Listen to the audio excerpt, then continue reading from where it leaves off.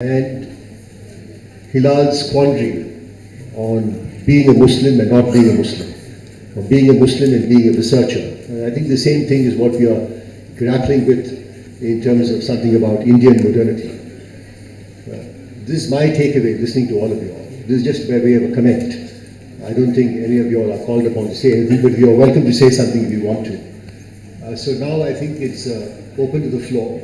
And my only plea to all of you all is I'd like to keep all of you all also on a tight leash, the way I kept the speakers on a tight leash.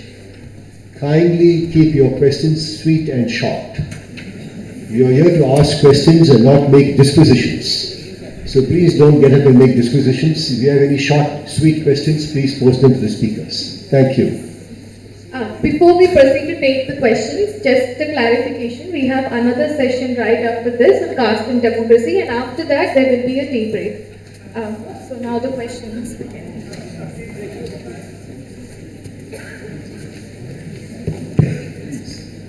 Thanks for the wonderful presentation.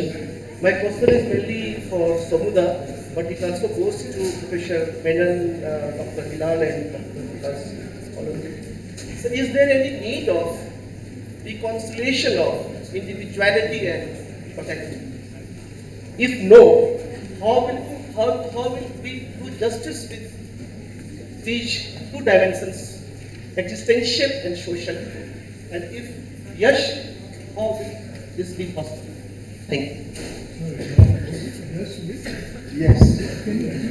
If there is a need of reconciliation of both individuality, singularity, and totality, so how will this be possible? Thank you.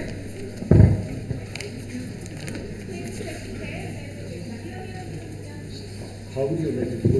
Very good afternoon, everyone. Yeah, I have two questions, one to Hilal and to Shamu. Hilal, in your presentation, I find that you are saying there is some gap which is superficial between Muslims' understanding of their identity and their experience and the intellectual representation of that in terms of objective analysis. And then you are also saying that the gap between the political and the intellectual is superficial. So, do you see there some kind of task of political theory in terms of creating new analytical categories by coming closer to the political field or to the experience? Right?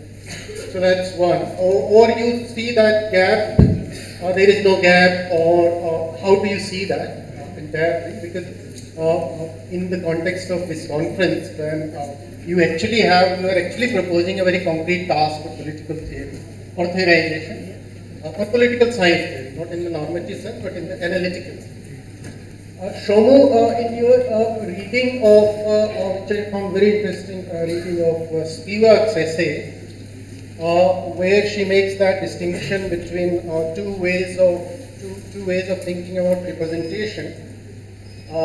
In German, Vertretung and Darstellung. The difference being that speaking for in the political sense and in the aesthetic representation sense, some sort of staging. So, but I also see in that essay, which is not clear to me, there is a kind of critique of theory as representation in the third sense possibly. So if you have some clarity on that, then you can throw something. Thank you. I am Mohinder.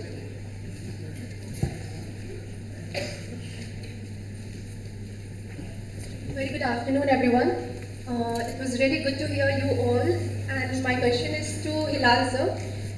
So you kept on saying you are a Muslim or a liberal Muslim, and you didn't say that. Okay, but then at the end you concluded saying when I go for a research, I need to separate my Muslim identity, and then only I can do justice to my research. I mean, is it necessary you need to separate your Muslimness for being rational or for being a good researcher? A Muslim, is it that a Muslim cannot be a good researcher or a rational person? That was my question. Thank you, sir. I think I asked.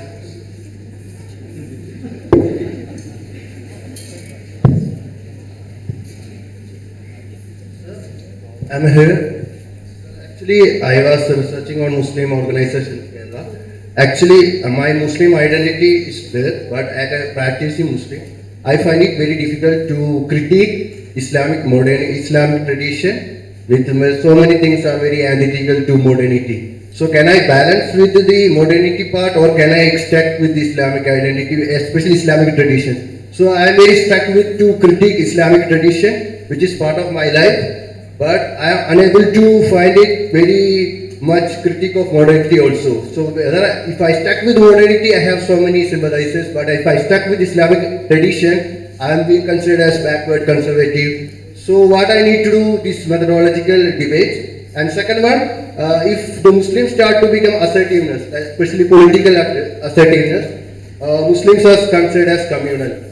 The Muslims started a Muslim political party. If you come to the Muslim politics, it's considered as a communal Muslim political party. So what's the future of Muslims who need to start their own political party, or we need to go with the secular party?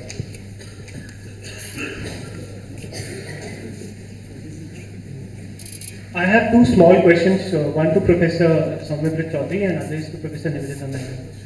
First to Professor Menon, you basically formulated a new conception, a lack in psychoanalysis and how it gets manifested when it comes to global south. I have this question that I find sometimes, I wonder that maybe there is an aversion within the political theory circles to look into analytical psychology. For instance, Carl Jung.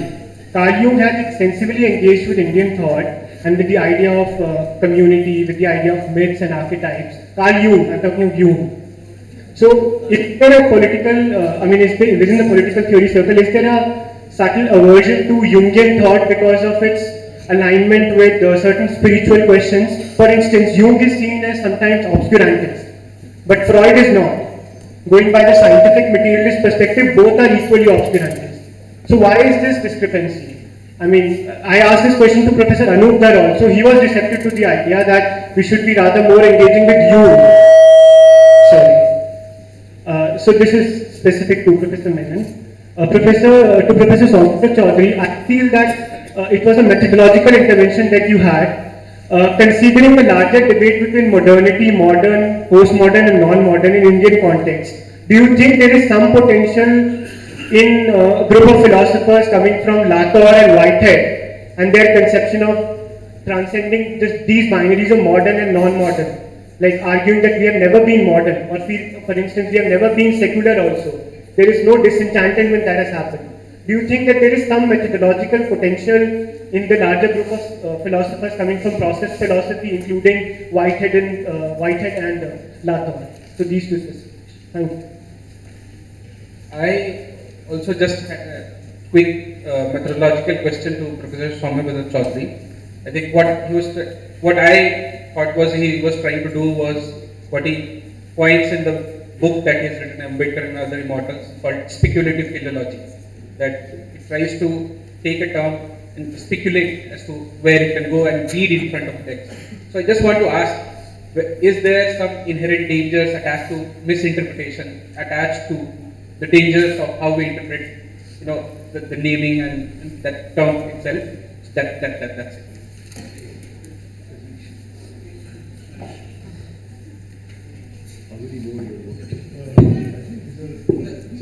This will be the last one, and then they'll give answers.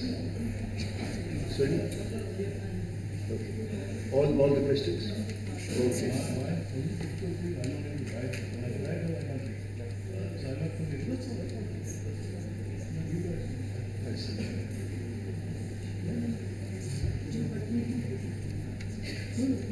Let's take this one, last one, and then we'll have a... Go ahead. I have two questions, one to Professor Menon. Just how would you relate what you're talking about psychoanalysis with the work of somebody like Frantz Fanon, who has spoken, for instance, about and critiqued the idea that black people and colonized people have an inferiority complex or a dependency relationship. So how do you relate that, talking about this trans-global south conversations? The other question I have is for Dr. Ahmed. Just what you mentioned about at the start about your confusion as to why you were called. I wonder whether you could also reflect a little bit about how to navigate being somebody with a politicized identity and being a researcher and being in academic spaces where your identity is often tokenized. For instance, being on a panel to be the one Muslim person speaking on that panel. Thanks. Okay, go ahead, please. Would you like to start?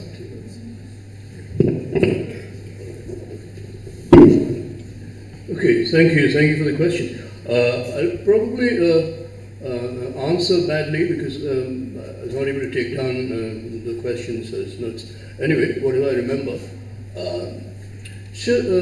Between Rakesh and Mohinder's questions, there is this thing of theory and singularity. I think Rakesh was wanting to know something in relation to singularity and totality. The question of theory it can be, of course, thought of in many ways. It can be posed in many ways.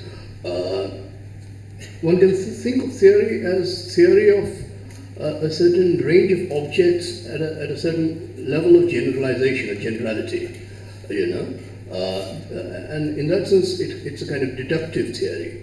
So any kind of deductive theory of, for just as an example, since we're talking modernity, can of course, historically, a whole set of new social and political and aesthetic phenomena can happen in a certain part of the world as empirical phenomena.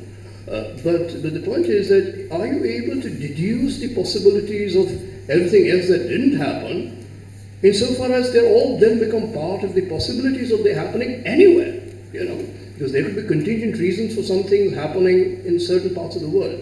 That in itself doesn't make it essentially a feature of that world or a property of that part of the world. So in a way, theory generalizes over territory, over regions, while its specific point of departure, its emergence is always very localized. But I don't think that is interesting, that is obvious. What is interesting is, and that's Mohinder's question, in a way that's also, it seems to be Rakesh's point, that what is the compulsion for theory to be activated? In a way, as such, one avoids theory. Because theory is, after all, there are two things with theory. One is it is at a level of certain generalization, abstraction. Two, it does create a certain specialized vocabulary, which is estranging, which is alienating. It is professional. It does create a specific sort of a non-secularity, I would say. All specialization, in a way, is different from the principle of secularity. So to that extent, theory must be avoided. And yet theory takes place, or there is a theoretical move. So in that sense, that's why I was not able to bring that into my presentation, but my title has that, and that's very important. That's why that Lacan, and Harish also mentioned something by Lacan. That's why that Lacan citation is very important. The non-dupes err. Why? Because in a way, the non-dupes think, the mature ones think, that they have a theory for the world, theory for the experience, theory for the field of, the field in which several questions arise, and the theory will create then its particular internal protocols of the model, of a set of deductive moves from which you then find explanatory virtues. And of course, theory also has to be given up when at a certain point it doesn't work for phenomena. But that in itself is not really the singular point of departure for theory. The non-dupes err because they think that theory is already something which is a meta-language. It is a language about so-called, empirical natural language. But that is a mistake. There is no meta-language. Theory is also the use of language within language. which means the blockage of the signifier, the mystery of the signifier, the error, the errancy of all use of language is already inbuilt in theory. So theory is actually governed by something like a paradoxical principle of errancy. So that's why the non-dupes err. Those who think they can master the field, Lacan says, they err. You know? So it's a critique of sovereignty, it's a critique of mastery. At the same time, there is theory. And that is now, so if you come back to Spivak's, and that's Mohinder's question, Spivak's and Deleuze-Foucault's position, the difference is what? In Deleuze-Foucault's position, it seems to be that, and anyway, the context of the conversation is important. The context is that Deleuze and Foucault, they're part of a certain organizational movement that is taking place outside the Marxist organization, basically the GIP, the Group of Information on Prisons, on the work on prisons, where they are trying to experiment with a new principle of organization, a kind of self-organization. And it's a complicated thing. It's not exactly self-organization either. But so they speak of releasing the discourses of the prisoners themselves, instead of imposing any kind of discourse on the prisoner, for instance, the discourse of human rights. So one of the examples that they take, not in this conversation, elsewhere, is how murderers, people who have been imprisoned for committing murders, their discourses in the prison, how they, between themselves, they compete over the glamour of each of the murder. They compete over the better murder. Yeah, the more interesting murder between murderers.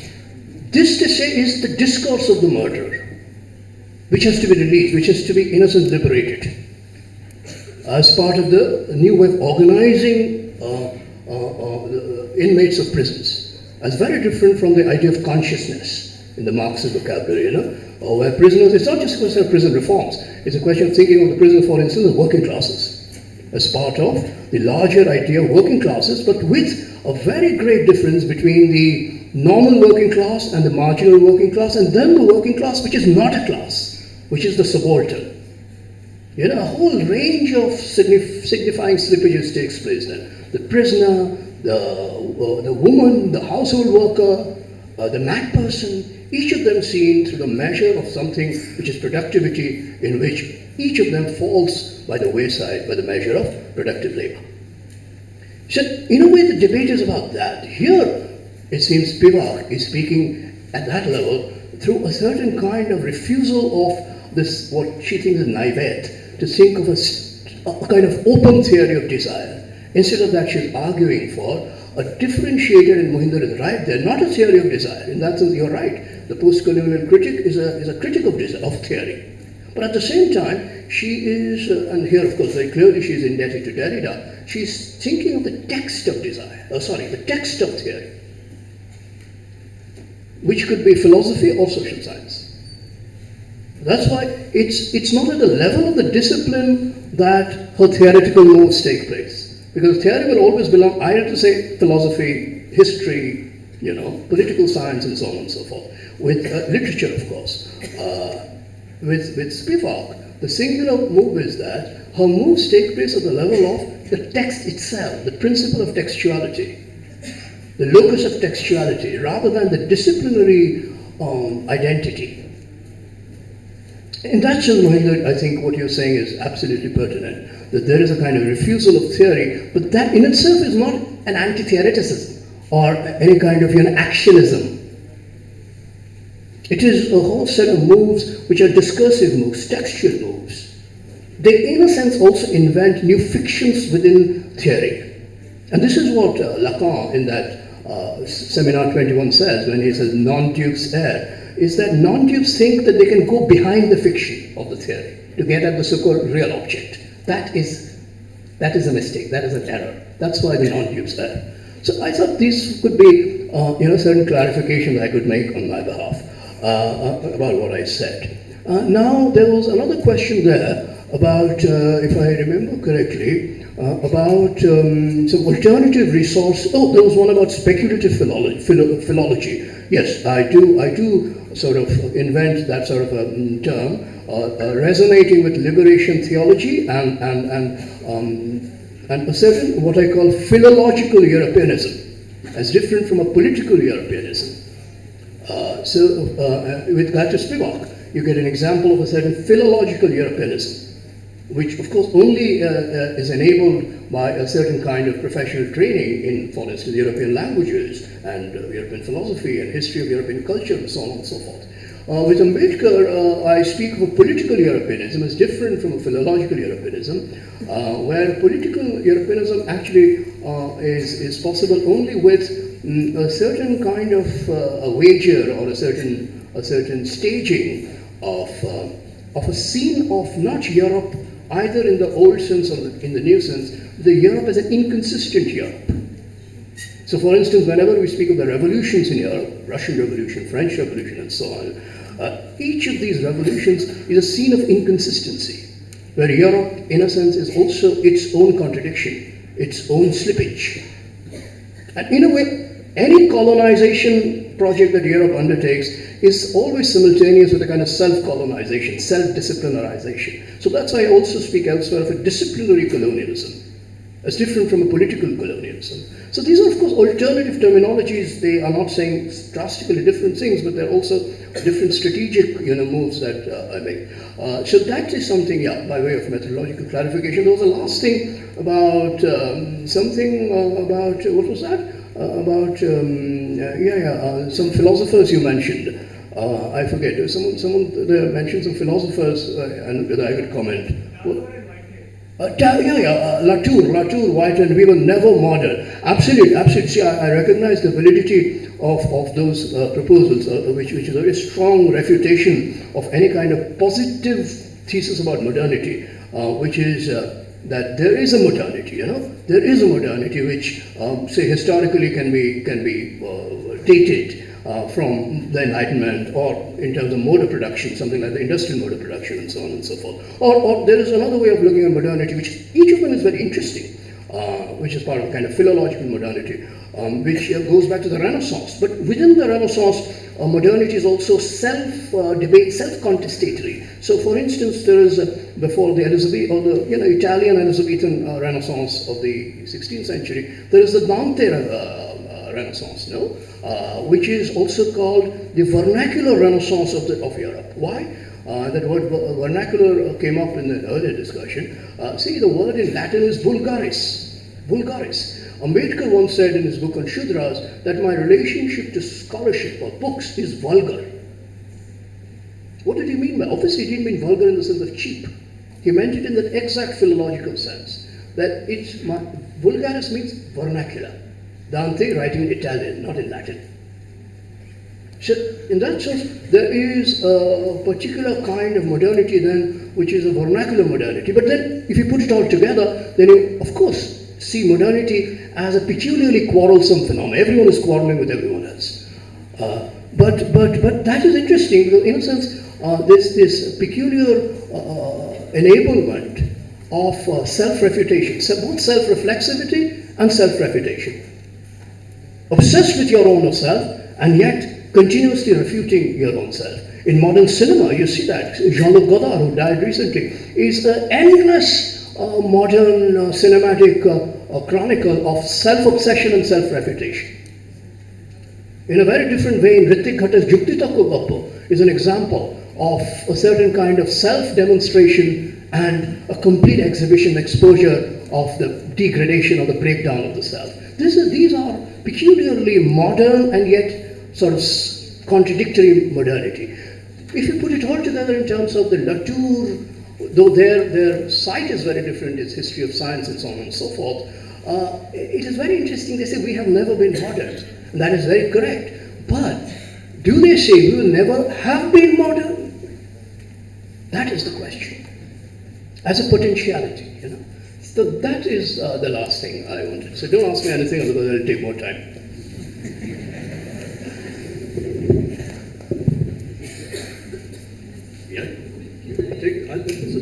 Just walk. It's okay.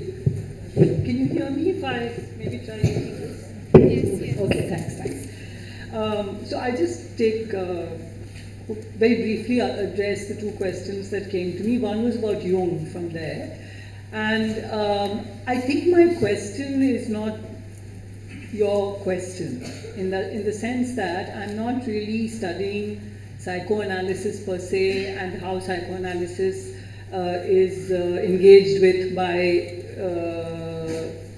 psychoanalysts in the Global South, how the tradition is engaged with.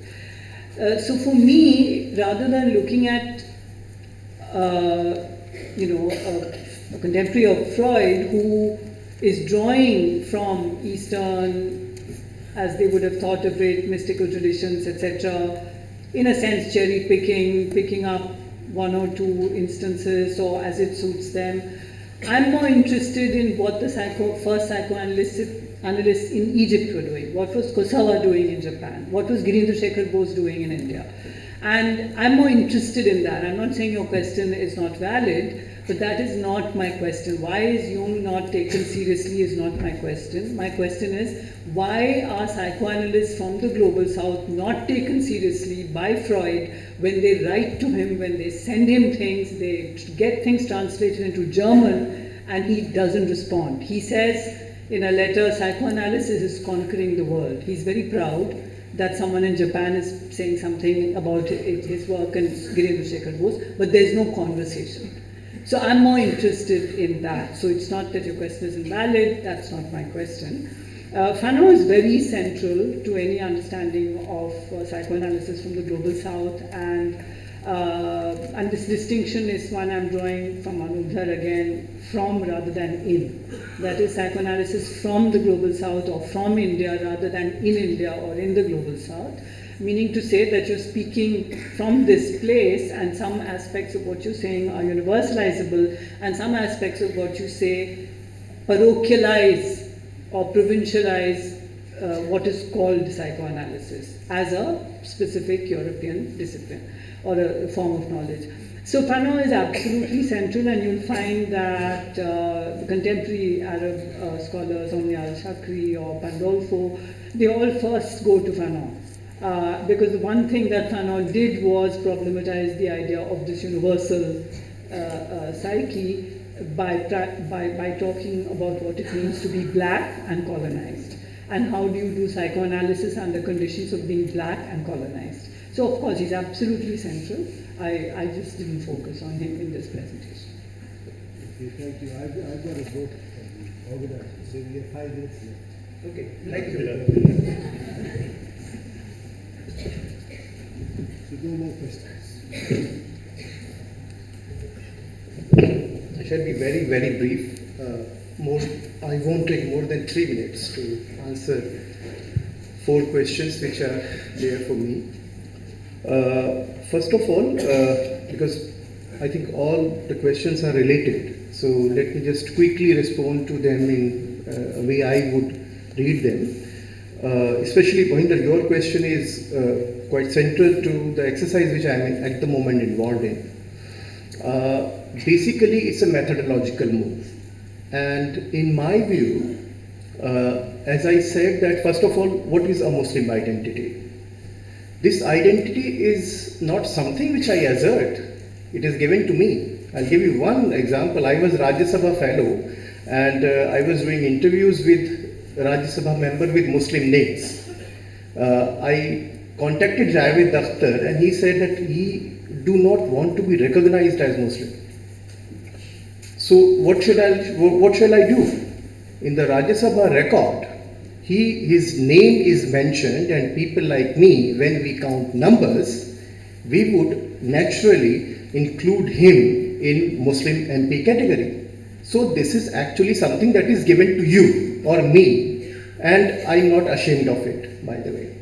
So if that is the case, then the second identity, which is my professional identity, how to reconcile it? And that's the question which you are also asking. And it actually leads me to the discussion which we had. Also, Professor Datta made a very valuable point, and Ajituda, you also made that point in your paper, the negotiations. Obviously, this is related to that very question that how to negotiate, what to do. Obviously, Islam is not something that is given and fixed. And we all, meaning when we assert, we Muslim assert our Muslimness, we do not actually approach Islam only in a singular way. There are multiple ways in which Islam is interpreted. And we actually take out relevant aspect of that interpretation of Islam and use it in our own ways. So the negotiation is an ongoing process. So that's the first important point which I would like to make. When it comes to Indian Muslim identity and how to reconcile it, I have already pointed out in my presentation there are three possible ways to do that. First is that there should be some kind of a distance we should maintain. We assert that we as a researcher have got some kind of a privilege. We must recognize that privilege. So we must maintain some kind of a distance with the object which we call the community or the phenomena on which we are involved in some kind of a research. One. Second is the description of that research is important. How I actually did that very research. Remember in Urdu literature there was a tradition called tamid. I mean when you write your preface, you also expose yourself, who you are, what you do, so that your reader can actually identify you and also find out a way to navigate in the argument you are making. So I think that that explanation, that description of your act is also crucial. And finally, the tentativeness of your argument. You won't say that I am going to find out the final truth with this research. No, my research is tentative and 30 seconds. My research is tentative and I am just making this comment with regard to the process which I have come to this conclusion. So that tentativeness is also very crucial. Final point, again going back to what Mohinder said about political discourses and academic discourses in 30 seconds. Imtiaz Ahmed wrote his that work published exactly on the year when I was born. And that was the argument which he made, that there is no need to take the given Muslim homogeneity as a reference point to do sociological research on Indian Muslims. Surprisingly similar argument I find and I encounter after 5 decades. So it means that the academic discourses on Muslims are still driven by some kind of a political discourses which are there in the public sphere for a long time. Whether it is secularism or now Muslim as other. Thank you.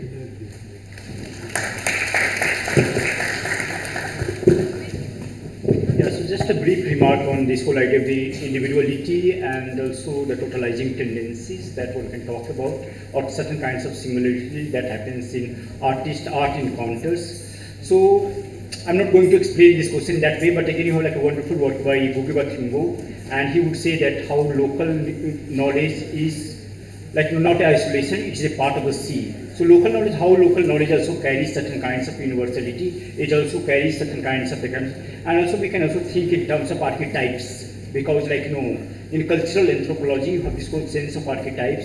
So not necessarily that the particularities that we are talking about necessarily are quite divided in that sense. They're also many times also having a dialogue with each other and also creating that larger sphere in that sense. But again the problem becomes very crucial in this context when we are I'm trying to bring the question of individuality here, because the question of individuality, unless you are not bringing the question of the self and persona, you cannot bring this idea of the dignity. And therefore my question was precisely linked to this idea of the dignity, in which autonomy precisely is not addressing that idea of that in that question when we are thinking in terms of dignity to artwork or dignity to artist. Thank you so much. Okay, thank you very much. On behalf of JNU Academic, I actually would like to thank all our panelists, Professor Nivedita Menon, Dr. Soumitra Chaudhary, Dr. Brahm Prakash, and Dr. Hilal Ahmed for this wonderful session on various phases of Indian modernity. A special thank to our chair, Professor Harish Narayan Das, for chairing the session. I would also like to thank all our audience for participating and asking questions. Now we'll begin the last session of today, Caste and Democracy, in 5 minutes. So please be seated. Thanks.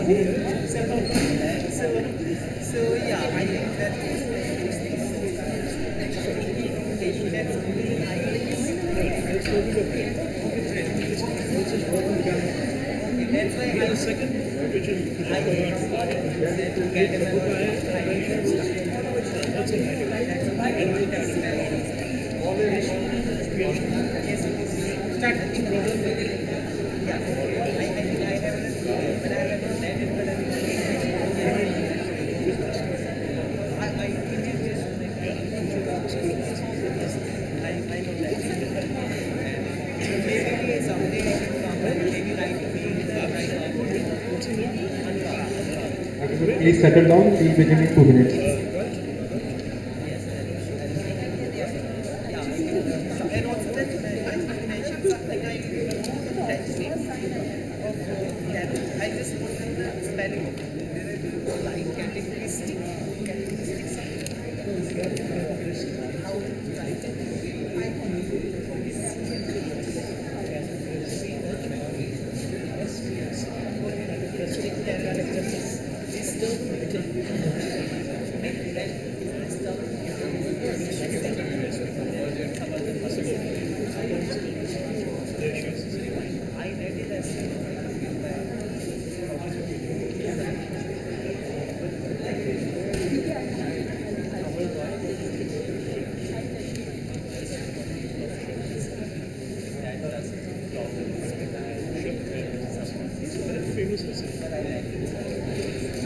I request Professor Surinder Jodhka, Professor Vivek Kumar, Professor Sumeet Mhaskar to come on the stage.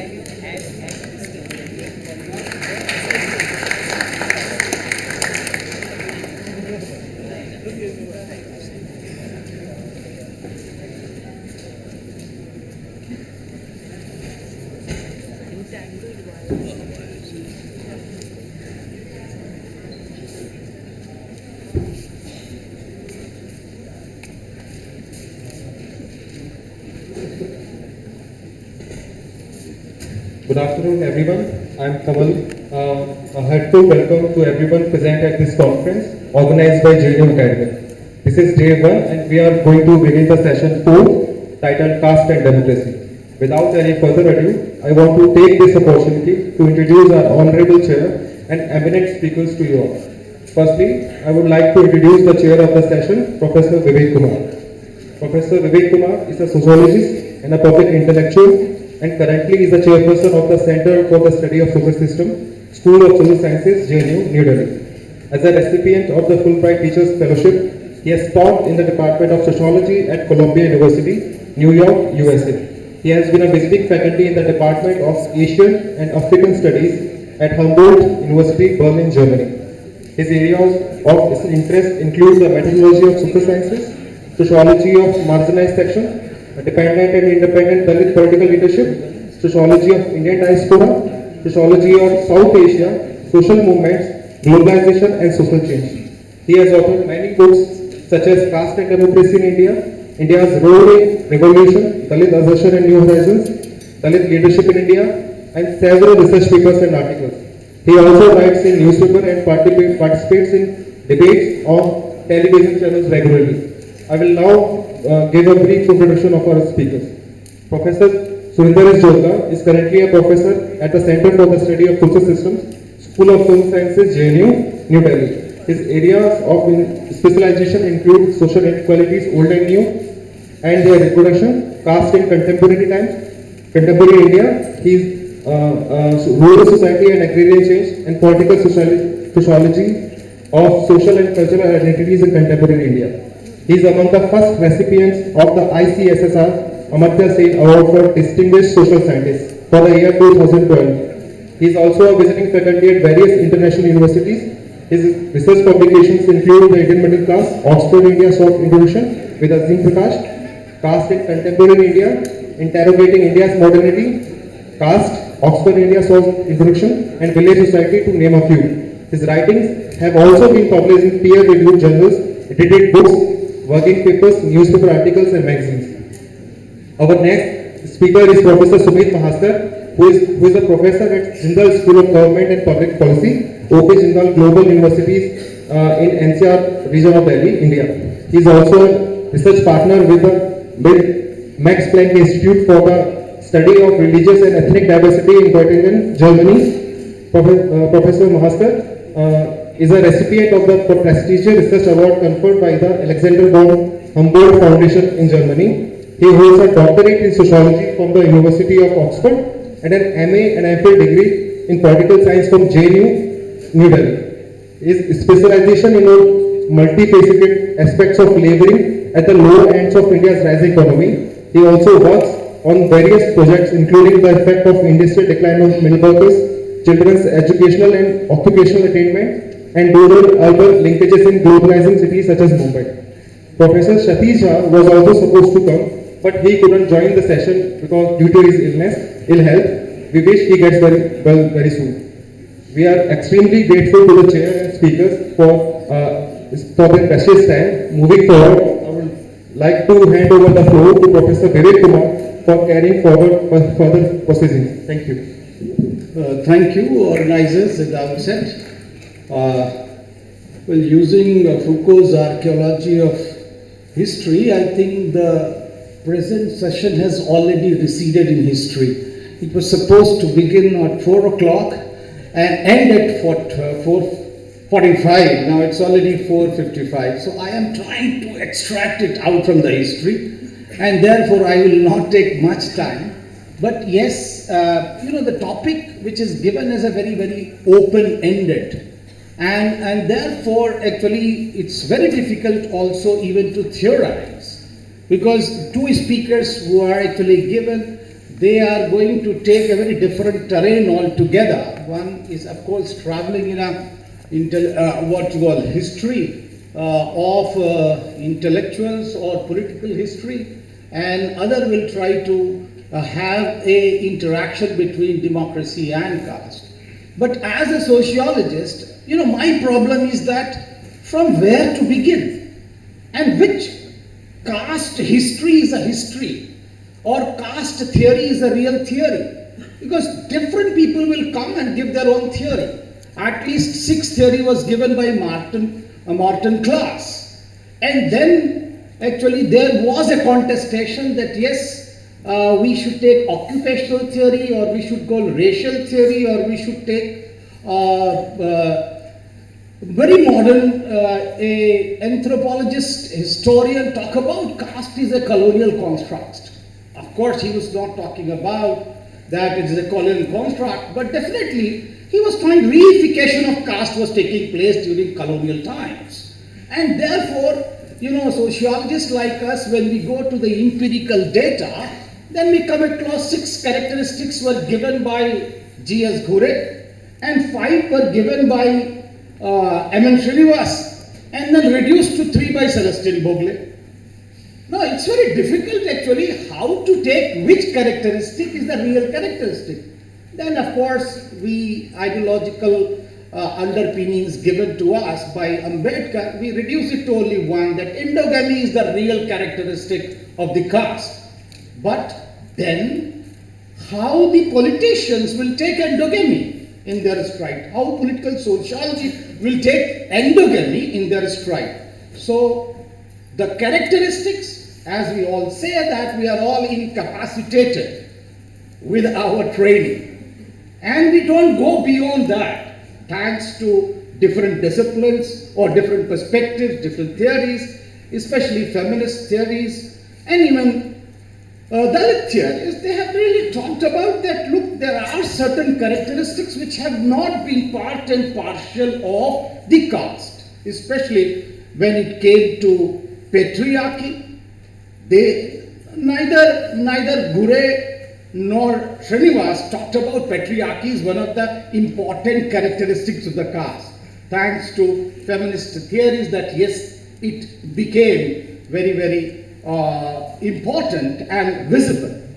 But what about us actually? What about sociologists when talk about the characteristics which talk about erasure of the whole history of certain castes and communities? What to do and which theoretical portion will be underlined when we are talking about erasure, distortions, stigmatization of particular community. And therefore, analysis takes place today on untouchability, illiteracy, or reservations. That is the way caste is being understood.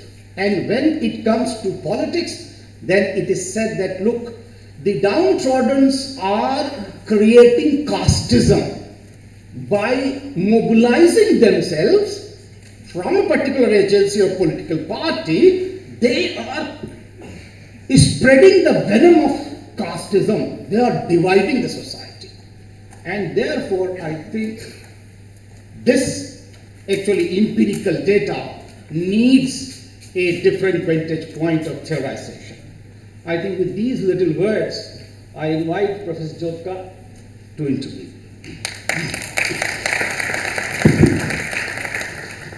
Thank you very much, Vivek Kumar, and thank you very much, JNU Academics, for inviting me to this wonderful meeting. In some sense, for many of us, it's been restoration of hope. Before you speak, I have a chit from the organizers, 20 minutes for each speaker and 15 minutes for you all. There is no time for allotted to me, Starting at 5 o'clock. So it's restoration of hope, right? The JNU is alive and kicking. Thank you very much for coming. There are lots of chairs here. Some of you who are standing can come and sit. I don't need to, unless you want to leave soon after. There are lots of chairs actually in front. Yeah, so political theory, I was quite surprised that somebody would ask me to speak in a seminar of political theory. I remember when Nitish sent his mail, I think Nitish Kumar from JNU Academic, the mail also went to my spam folder. Yahoo Mail also kind of decided that it must be by mistake that somebody is inviting me for a seminar on political theory. I mean, theory itself is something which is kind of very, I would not say alien, but not something that comes very easily to me. So he sent another mail, which promptly again went to folder. I checked my spam folder once in a week and I saw that there was this mail. I think he met me somewhere on the way and reminded me, and then I went back and checked my spam folder and both the mails were there. So, yeah, I know nothing about political theory. I tried to understand, make sense of it in the morning session. I got a feel of it, but I still don't think I am the person who should be speaking on political theory. I'm not going to speak on political theory, don't worry. I have nothing to kind of add to the wise words that have been spoken in the morning, and you people have, in some sense, wiser intervention. So, and I was told that don't worry, this is not a session on political theory. This is only on caste and democracy. And as far as caste and democracy is concerned, I do have publications. I have a book, I have 4 or 5 articles, and one of them is also read by political science students in the Companion to Politics, OUP Companion to Politics in India. So I could not have said no to that. Now I've been kind of looking at what one would call as political sociology of caste, and that's what would be the field for a subject like caste and democracy, and that's where perhaps in political science also a question of caste will be discussed when they talk about political sociology or democracy in context of the word that has been used again and again, vernacular, right? Caste. The moment you think about caste, we immediately think about India, and we think about the ground realities of India, the rural India, or things like that. I think it will be useful before I go to the exact topic on which I have actually published paper in EPW on Kashiram and the making of the political agency. If you are interested specifically in this subject, please access that paper and you can read it. I'll try to kind of contextualize it a little bit so that I sound that I know a little bit of theory, right?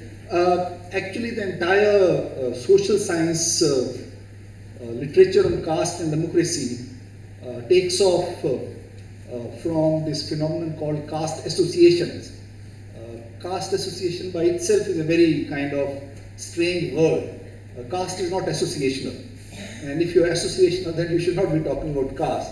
And that, in some sense, is the starting of this subject. And this starts sometime in the 19th century, late 19th century, when the secular education is introduced in urban areas and quote unquote upper castes or purer castes begin to build their own hostels in cities where their kids could go and stay. I think the earliest conceptualization of this could be found in the writing of G.S. Ghurre, who uses the word caste patriotism. There is a different kind of caste, manifestation of caste, where people identify with each other on the basis of caste and not vertically, hierarchically looking at each other as being different.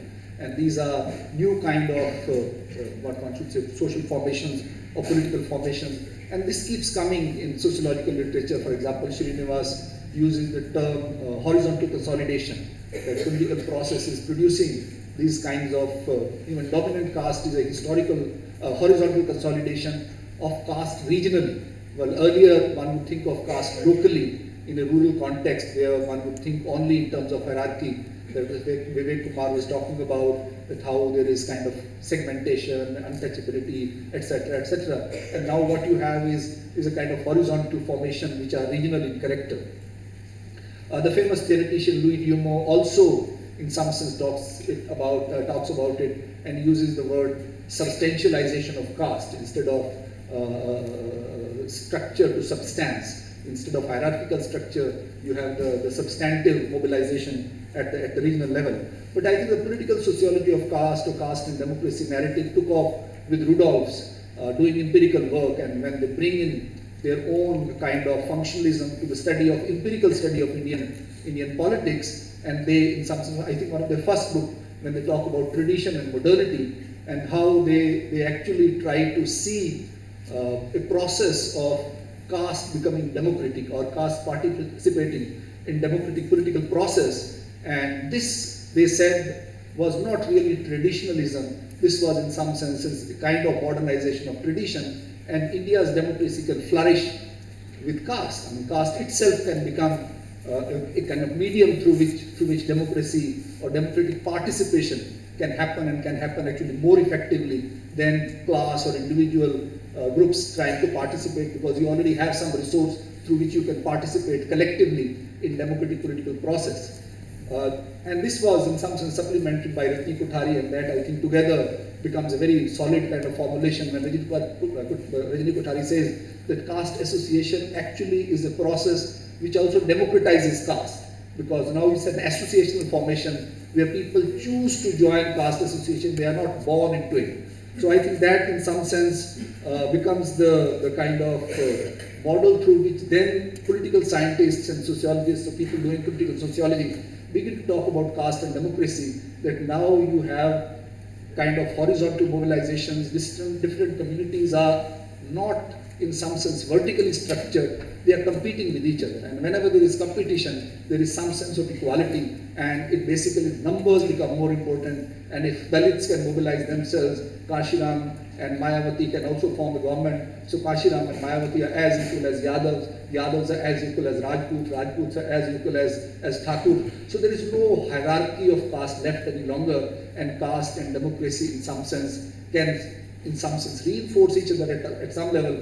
But in this process of reinforcing each other, you have a new kind of what one would call as Indian modernity emerging, where you have different kind of collective formations. And actually, Kothari went on to use the word civil society for caste associations, that how this is in some sense becomes a kind of plane on which one can think about India's political modernity, Indian democracy, without really thinking about caste. And therefore, the old kind of formulation which talked about modernization as moving from caste to class was forgotten, and one could think of, in some sense, a new kind of modernization where caste itself becomes a modern reality, but as modern reality, it is only a pressure group. It's not really, in that sense, a kind of hierarchical structure which inhibits development of caste. And I think this formulation of caste, starting with Rudolphs and Kothari and many other political scientists have actually subscribed to it or assumed that this is working. It's classical functionalist political sociology.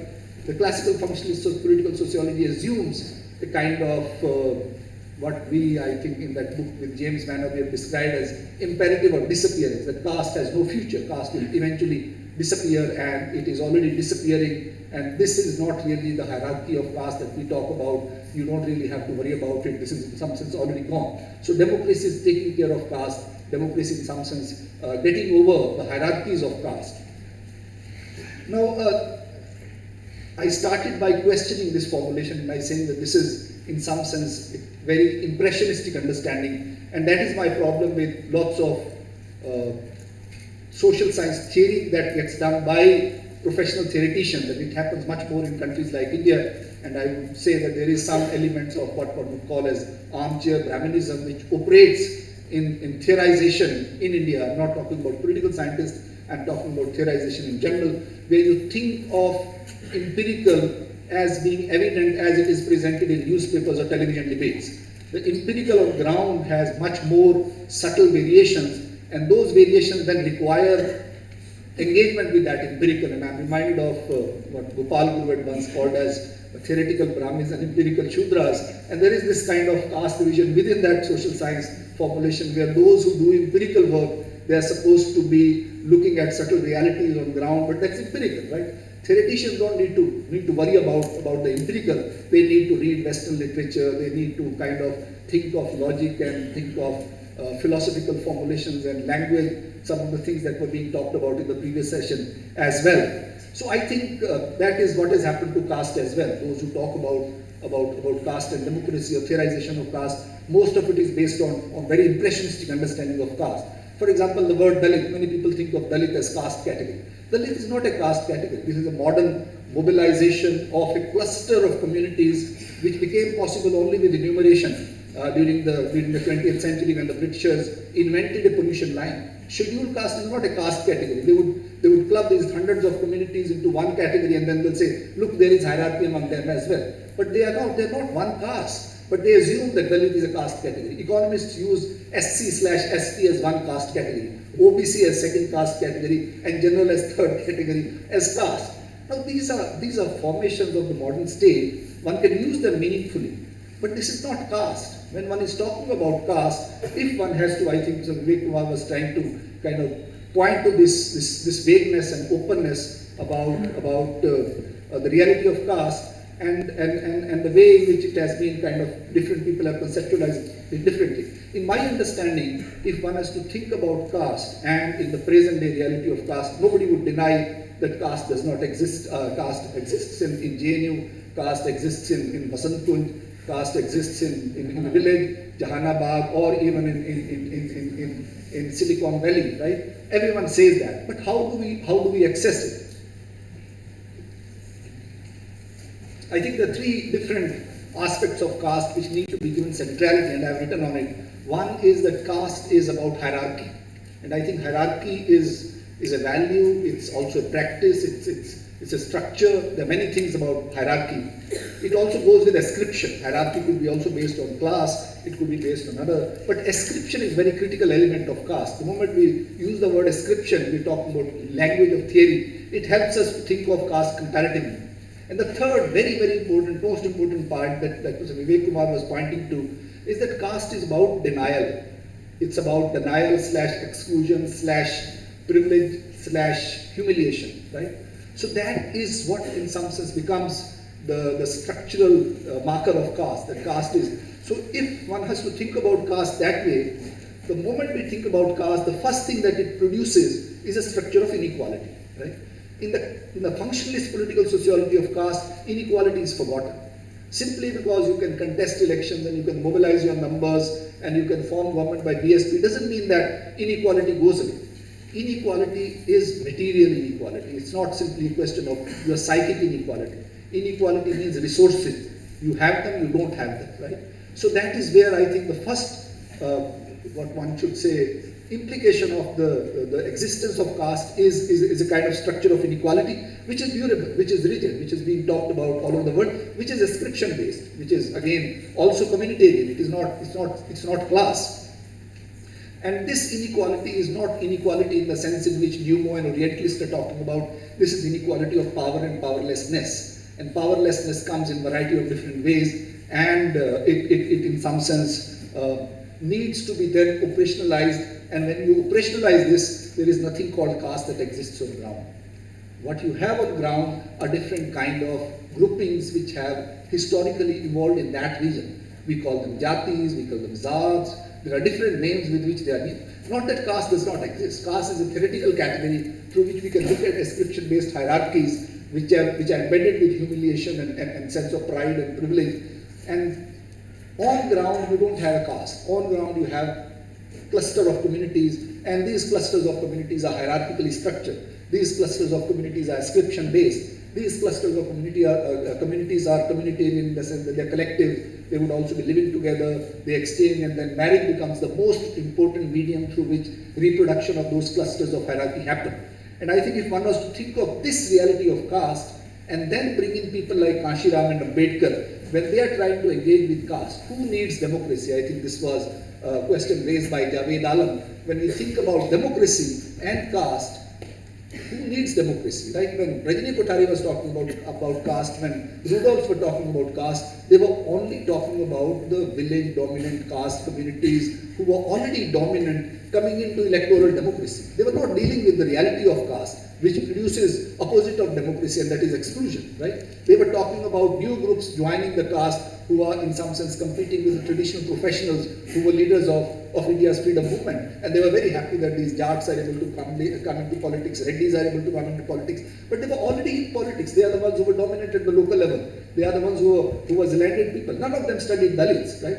Dalit political agency emerges only in the 1990s. It is not there in 60s. It is not there in 80s also. It's only in the 90s when you have new kind of quota middle class emerging at the national level, and that's where the word Dalit becomes very critical. So Dalit is a construct. Even though Ambedkar talks about it, you have Dalit Panthers in Maharashtra, you have different kind of Dalit kind of formations in different regions of India.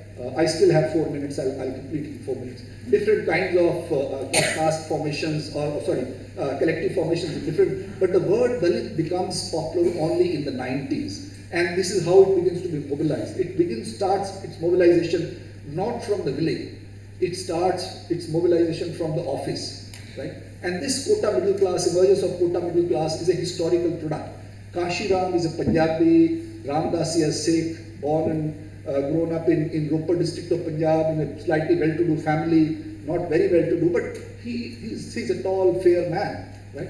He doesn't look like a Dalit. I mean, to say that, actually, Vivek Kumar cites that BSP actually had to issue a kind of, clarification that he actually is from a scheduled caste. Because nobody thought he was Dalit when he came to Delhi, because he's a Talman. In Pune also, where he discovers his Dalitness, nobody thought he was Dalit. And it was his position in the office that made him angry. That I am a scheduled caste and there's another person who is scheduled caste who has nothing to do with him, not from his community, that he begins to identify with his suspension because he is demanding holiday on Ambedkar's birthday. And that's where Maharashtra becomes very critical and Bamseth becomes very critical. That's where the notion of Dalit begins to be mobilized. And I think Kashiram then spends a lot of time thinking about it, and that's where he goes to 1942 Ambedkar and Pune Pact, and where he thought that there was a historic compromise. Now we all think of reservation as being given to scheduled caste. It was Gandhi's compromise. Ambedkar was not particularly happy with reservation. He wanted separate electorates. And that's why Kashiram's book, Chamcha A, basically says that reservation has only produced chamchas. And they are not really representative of our community, and we need to mobilize as community. And then his challenge was the same as challenge of Gandhi, and that was demographic challenge. How do you produce a number? Which Gandhi was worried about producing a Hindu as number, and that's why he wanted Ambedkar to kind of say that scheduled caste are Hindus and they don't want separate electorates. Ambedkar and Kashiram wanted, in some sense, separate electorates, and Kashiram was more interested in numbers, and he worked out this formula that if we were to also invoke the idea of OBC, and lower OBCs particularly would identify with Dalits because their situation is very close to Dalits, but he was thinking politically. He was not thinking in terms of ground sociological realities and political theories. He was thinking of how to build alliance by adding different groups, and that could add up to 50% plus, and that's why the word that he uses is Bahujan. He's very allergic to the word Dalit. He actually doesn't like the word Dalit because Dalit will have to move out of Dalitness if they want to have a Bahujan kind of politics which would become ruling politics of the region, and that would bring about. Now this was a very interesting kind of move, and he himself, along with the larger quota middle class, Bamseth and many other people who had become officers through reservations, and he was able to kind of give them this moral call of giving back, that you are there because of the community. If reservation was not there, you would not have become officer. You need to give back to the community. And that was the guilt that he was able to infuse in this quota middle class. I'm using the word quota middle class very self-consciously because these were all, more or less everyone had been able to get into jobs because of reservations. And that was the ground on which he could mobilize all of them and make them feel ashamed of themselves, and they then began to invest their resources, and you have emergence of some kind of Dalit politics, which he thought that we need to start with our own kind of mobilization. Only then we can have Bahujan identity at the second level. And I think that was lost. And this is my final point. And that was lost because they came to power. And they came to power, his politics was based on the notion of hissedari.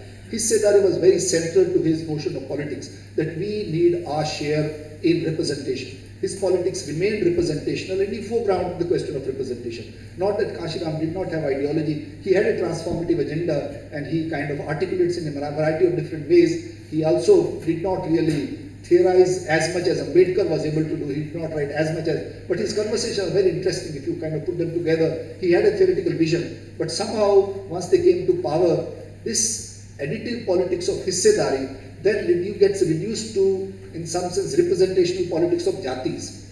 And this representational politics of jatis becomes a kind of norm for politics to do in states like UP and elsewhere. And this is my last point, where inequality of caste becomes very critical again. Who has the resources? Now, representational politics, it was, I think, from Mayawati that BJP and Amit Shah were able to pick up this idea of representational politics, and then they began to offer hissedari to those concrete empirical units of caste, which are jatis and upjatis, that you don't need to have Dalit identity. And this is something that Mayawati was also finding very difficult, that how to bring in quote-unquote Balmikis and with Jatavs and various communities, because our entire narrative of new politics, Dalit politics, is that of communities. And that's where she wants to bring in Brahmins and other communities in general category, and BJP has surplus seats because they don't want to give seats to Muslims. So they are distributing and giving it to individual marginalized groups within the scheduled castes who are not accommodated by Mayawati in her politics, and that's how the very idea of hissedari, which was in some sense advocated by Kashiram in a particular manner, becomes a resource for BJP, because this has all kinds of resources, money and political resources, and that's how, in some sense, Dalit politics stands today, and Bahujan, in some sense, is not really taking off. So I'll stop here. I've already 2 minutes more than that. you. I think please keep your questions ready. And I invite Sumeet to make his presentation. Though actually Professor Jodhka has taken 2 minutes more for a scheduled time, please be in time. Otherwise your questions will be less.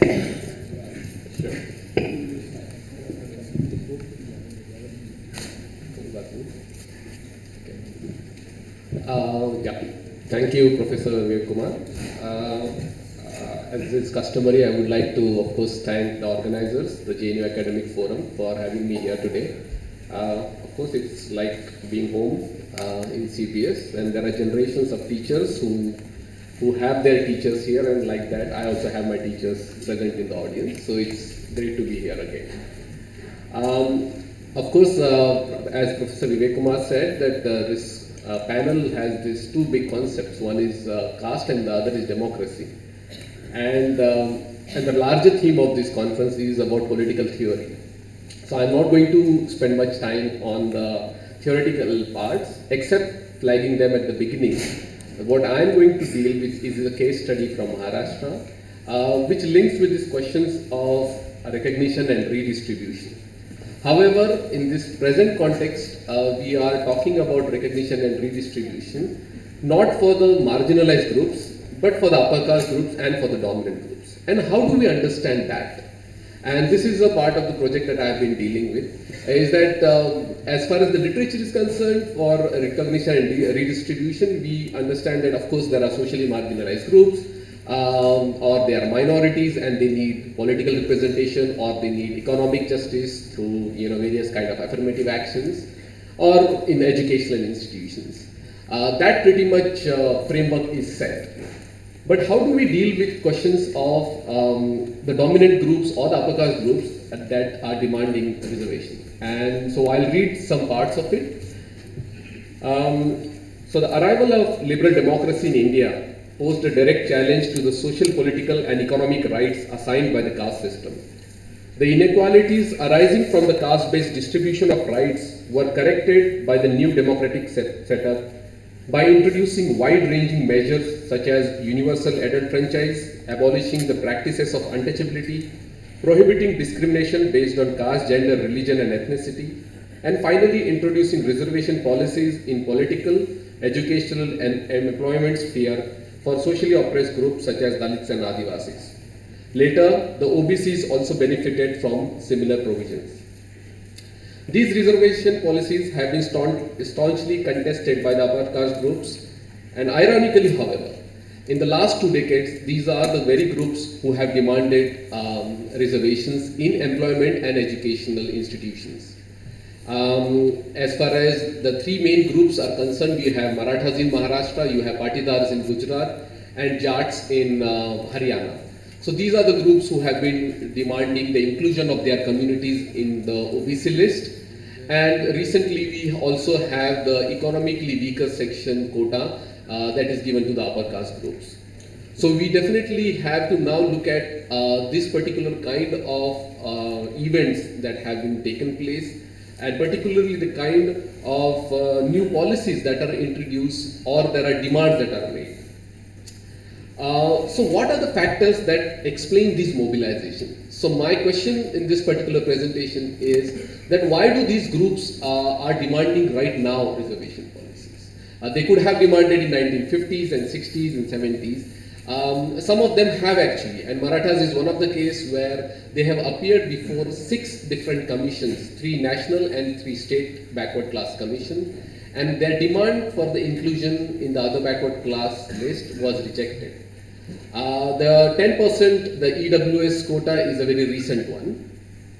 But generally what we see that this particular mobilization for reservation from the upper caste or the dominant caste, both separately, because the dominant caste haven't really benefited so far from the reservation. So how do we understand this?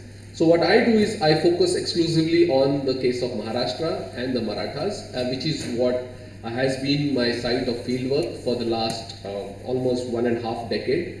And I use evidence from my own field work from Mumbai city as well as from Western Maharashtra. And I also use large-scale data from the Indian Human Development Survey to talk about the status of Marathas vis-a-vis non-Marathas. As far as this demand for reservation is concerned, there is much more discussion has been largely polemical in terms of that, you know, if the Dalits or these OBCs can have reservation, why can't we have? But academically speaking, not much has been written or conceptualized in terms of how do we understand this demand. One explanation is the agrarian crisis, which is the standard, classic Marxist political economy, a traditional Marxist political economy explanation. But not much is told about what exactly, how are they connected, these demands. The second, again, is liberalization of the Indian economy, and both are actually very important. But again, we don't know how is liberalization of the Indian economy is connected to the demands of these upper caste and the dominant caste groups. Similar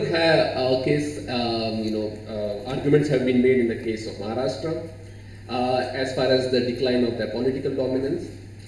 While all these factors are absolutely important, I argue that it is the crisis of dominance that explains the current mobilization for reservation among the dominant castes. And I further argue that in order to understand this crisis of dominance, we need to pay attention to the interlinkage between what I call urban crisis and rural crisis. So the main point here is the crisis of dominance is what explains the demand for reservation from the dominant caste, either Marathas, Patidars or the Jats. And one will have to, of course, go into the local factors, regional particular factors in understanding those crises. But as I said, I will stick to the case of Maharashtra.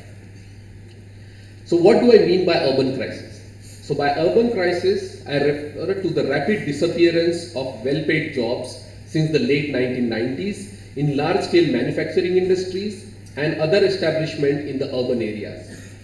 These industries provided well-paid employment opportunities with social security benefits to individuals with little or no education, and that's an absolutely important point. These jobs also enabled workers to organize under trade unions and thus carried a sense of pride and social respect, giving laborers a sense of distinct identity. And it is in these secured and well-paid employment opportunities that the Marathas were able to use their socially superior and dominant position to corner a large share of jobs. It is this urban crisis that has been a major catalyst, I argue, for the crisis of dominance, which has led to the intensification of demand for reservation. Secondly, I argue that agrarian crisis must not be analyzed in isolation to the developments happening in the countryside, but in combination with the urban crisis. In doing so, we can appreciate the wider rural crisis that the countryside has been witnessing in the past 2 decades. Now, before I talk about the rural crisis, as far as these jobs are concerned, it needs to be put in context. So, if we go back to 1950s, of the total employment, only 8% of our employment were in the public sector or which were the kind of jobs which provided social security benefits. So 92% of the workforce was totally out of any kind of protection or any kind of social security benefits. Okay, and within the 8%, roughly there was 7% who actually benefited from it. So you can imagine that why these jobs were absolutely important. And therefore, this reproduction of this particular dominance through those particular jobs. Okay, and I'll explain the figures in a while, but I just wanted to explain the argument at the beginning. Now, as far as the rural crisis is concerned, I refer to the closed factory workers who have returned to the villages and their inability of the rural youths, that is their children, to migrate to urban areas for better paid employment. So this has been a cycle of the male member of the family going to the city, obtaining better jobs, coming back to the villages for retirement, then their children going. So this has been going on for several generations and exactly taking up those well-paid jobs. And the most important factor, as I outlined before, is that these jobs required very little or absolutely no education at the beginning of the 20th century, and later it was merely class 7th pass, then it became class 10th pass. So as you can imagine, with absolutely little education, you could gain access to one of the best paid jobs in this country. and now that possibility has disappeared completely. Now the retrenched, so one, of course, the workers have returned to villages. Secondly, their children cannot really have access to those jobs. And the third part here is that the crisis for Marathas have aggravated by the disturbance of caste hierarchy norms due to the educational and economic mobility of a tiny section of Dalits, together with their social, political and cultural assertion in the villages. So these are the factors which I call creates a rural crisis. Of course, there are also assertions by the other backward castes which again pose a challenge to the dominant caste. So as far as the domination of the dominant caste is concerned, it is pretty much well established. So I won't go much into the details of the Maratha dominance in the political sphere, that they have been chief ministers, that they have occupied the majority of cabinet ministerial positions. Even in the current reshuffle, the dominance of Marathas has not really reduced. Even in rural local bodies, there are studies which have shown how Marathas have actually dominated disproportionately in comparison to their own population. As far as the other kinds of educational institutions, you have sugar factories, you have management of the various universities, cooperative institutions. The Maratha dominance is absolute. And this is what I'm talking about, the contemporary situation. Okay? And as far as the economic situation is concerned, based on the 2012 information that we have from the Indian Human Development Survey, what we see is that about 67% Brahmins, this is for the Maharashtra state, about 67% Brahmins, 53% other upper caste and 50% Marathas are in the rich and wealthy category. Okay? And in contrast, Brahmins, other upper caste and Marathas, their share in the poor and the poorest is barely 18, 27 and 30%. Again, it is not surprising to say that as far as the scheduled castes are concerned, the scheduled tribes are concerned, other backward and Muslims, their proportion is far more higher in the poorest and the poor. Okay? And this is again 2012 situation. Again, same thing with education. You have better representation of both Marathas, other upper castes and Brahmins in the graduates, among postgraduates. The only difference that we see here is that the Marathas are behind the Brahmins and the other upper castes. So of the total other groups, in comparison to the other backward caste, the scheduled tribes, Muslims, the Marathas are far ahead. But it is only in comparison to the Brahmins and the other upper caste that the Marathas lag behind. And it is that particular fact that needs to be noted.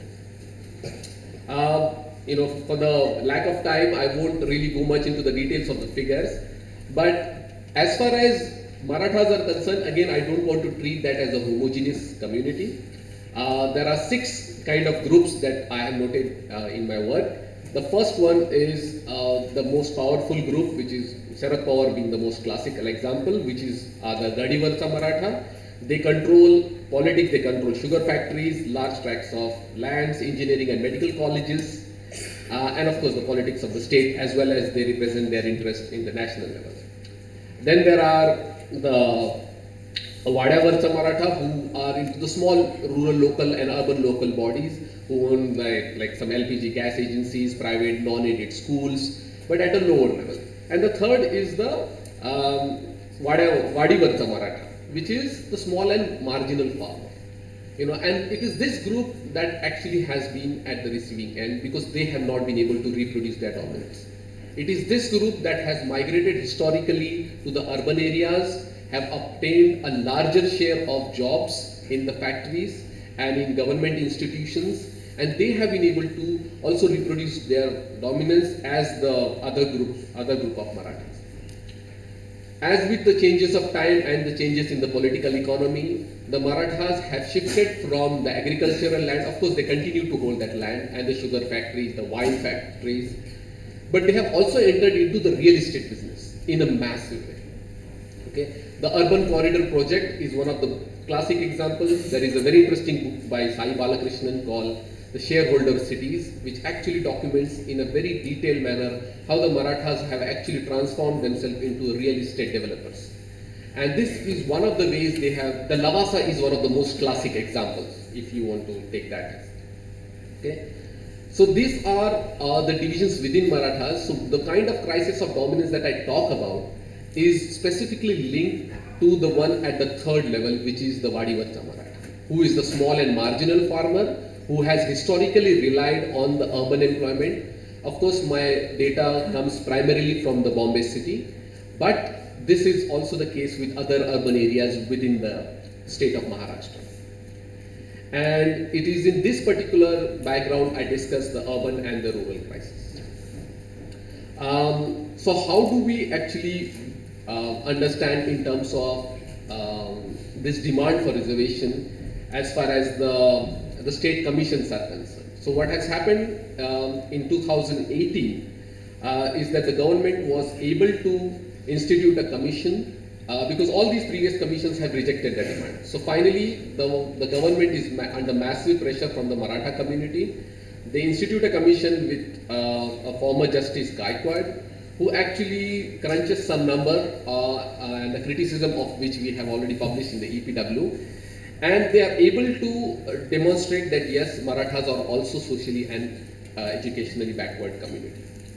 That gives the state government the legitimacy to pass the Socially and Educationally Backward Classes Act of 2018, which granted 16% reservation to the Marathas.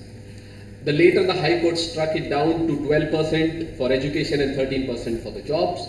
Again, the case went to the Supreme Court, where it was struck down completely by questioning the data that was gathered by the Gaikwad Commission, as well as showing that there is not enough evidence for the Marathas' backwardness.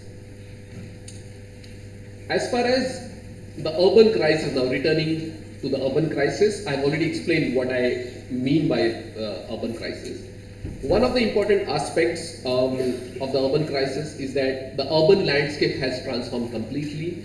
There is absolute disappearance of the well-paid jobs for people with little education, or what we can call also vernacular education, because English is a very important language for upward mobility at this moment.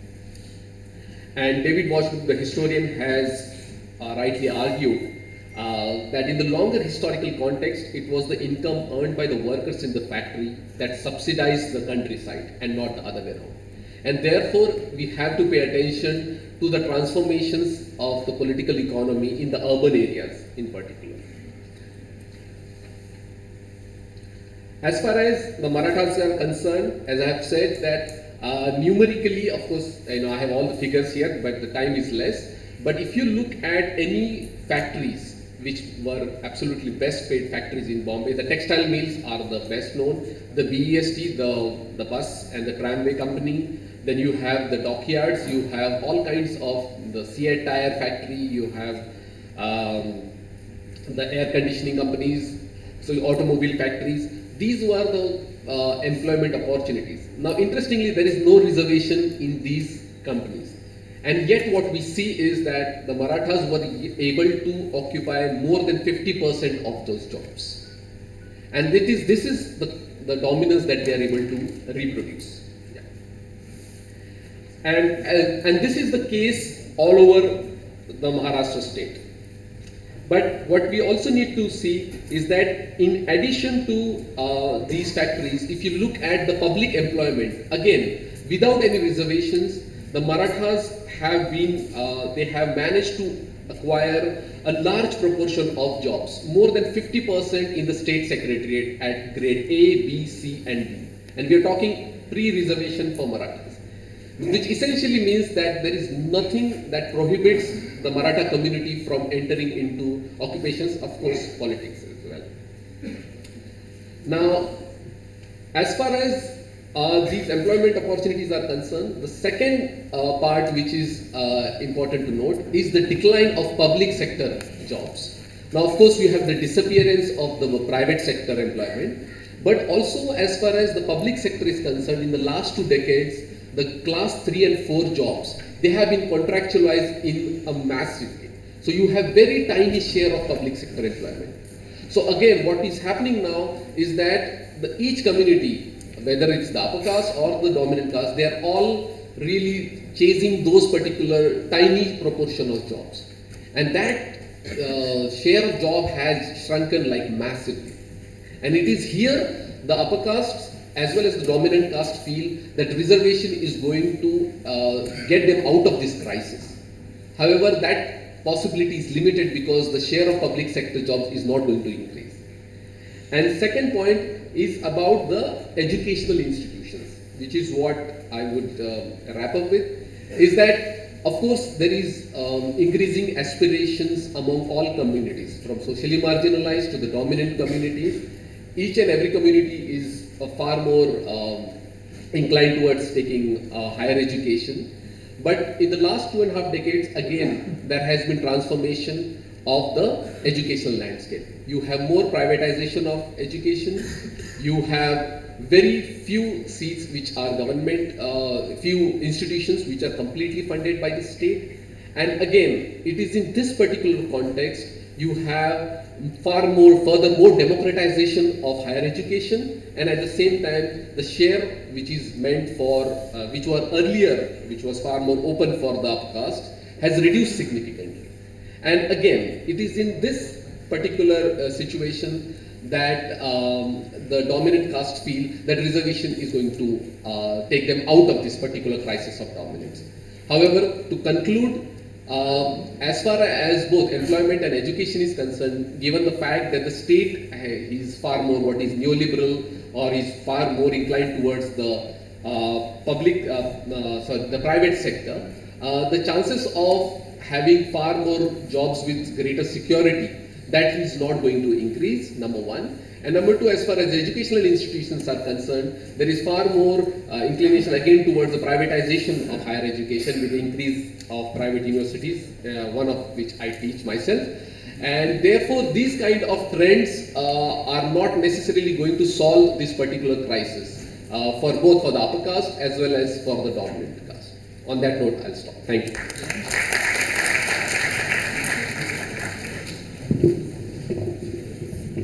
Thank you. How can you be behind actually, Professor Jodhka? 2 minutes you have to also take. So never mind. I think now the house is open, but I think one thing is very clear by the, as far as my reference is concerned, or what I draw from the two presentations. One thing which comes out very clearly that a evolutionary and historical perspective of caste, or a evolutionary theory and a historical theory of caste doesn't hold good. It is misnomer. And even functional theory, they have tried to really question. And therefore, we need to start to understand caste from contemporaneity. I think a theory from as the groups exist today, I think that's why. Otherwise, Marathas who have been dominant, they're asking for reservations. With these words, I open the house for your comments, questions, but be crisp. Yes.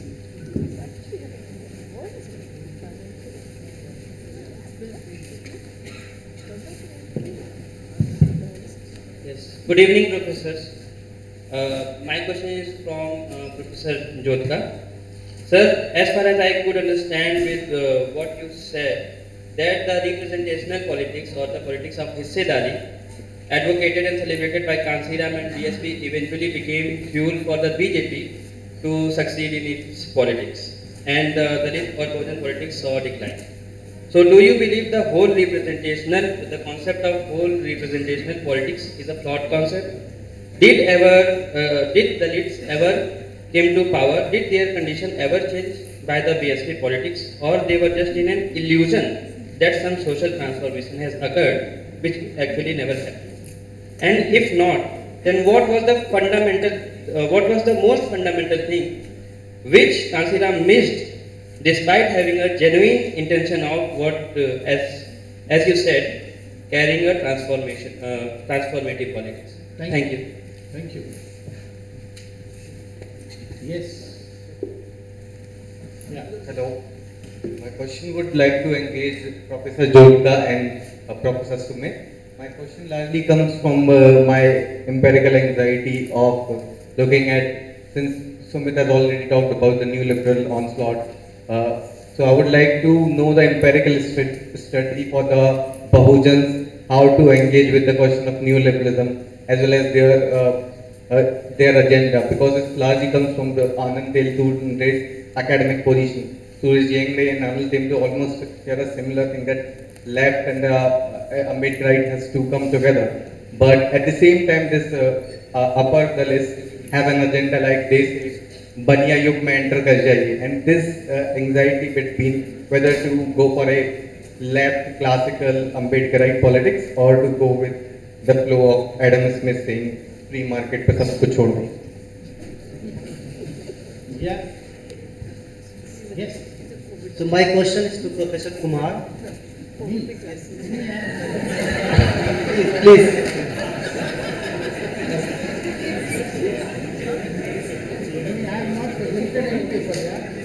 I'll give the reference from your lecture. So you mentioned that endogamy should be like is the main criteria. Given the fact that these caste relations are more characteristic like endogamy or hierarchy are more rooted in the concept of purity and pollution.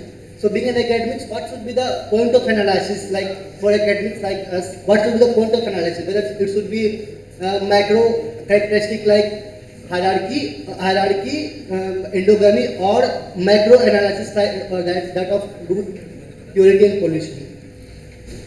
That means you want to say that purity and pollution is micro. Yeah, but I mean, I want to say that purity and pollutions are rooted in, are rooted. Yes. Hello. My question is to Professor Surinder.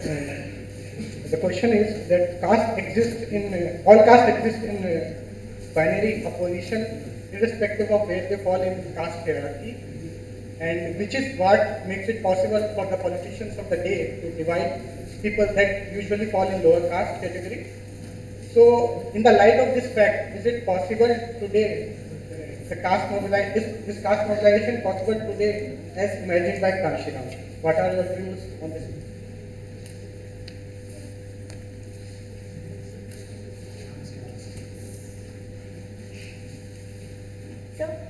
My question is to Surinder Jodhka, sir. Sir, in market era, in this neoliberalism, where individualistic nature is encouraged diversely to earn money and run for money, the communities are comparing own self in terms of money.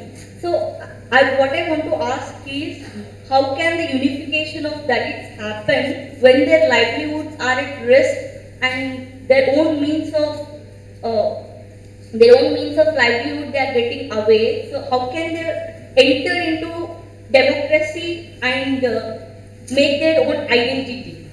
So that's the question. Dhatri. I have a question to Professor Sumeet. In the context of Haryana, this urban crisis that is going on around land acquisition.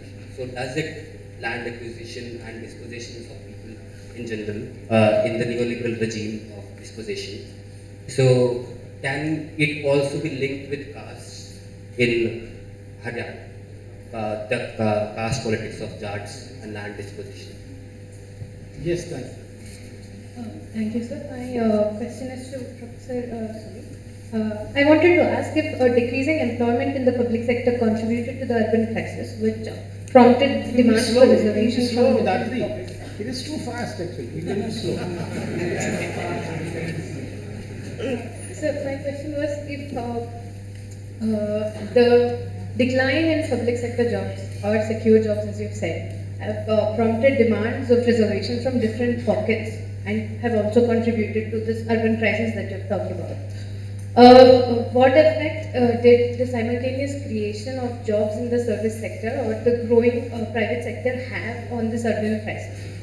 My doubt is, did it have a mitigating effect on the urban crisis that is ongoing, which you talked about, or because of the restricted accessibility to a lot of different caste groups within the private sector, did it kind of accentuate the inequalities that were already persistent in the society. How can I stop what Yeah, you said? no. I had this question to Professor Jodhka. Yes, sir. Yes. Yeah. As a long-term viewer, or somebody who's looked at caste in the long term, I just want to know if violence is at the heart of what caste is, why has the whole discourse about changes in the nature of caste system, why has it not responded to the question of violence and cruelty as being the center focus? Why has it remained, violence has remained at the margins of theorization on caste? My question is for Sumeet sir. How you understand in a democratic state the demand for reservation when they claim the upper caste members, the Savarna castes claim for the reservation? How you understand the discourse or claim for backwardness?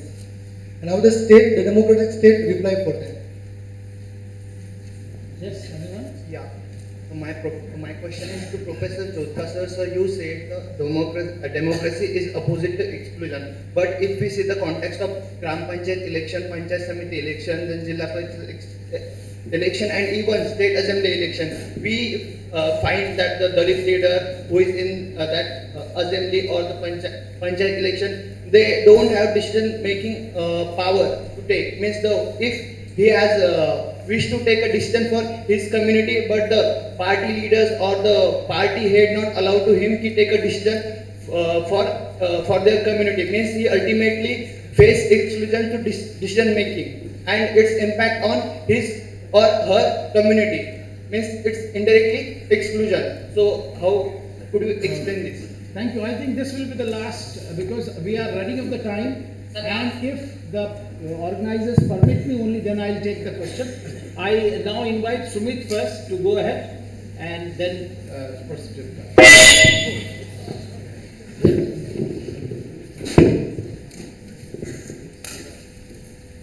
Yeah, thank you for the questions. The first part is about how do we engage with the questions of neoliberalism.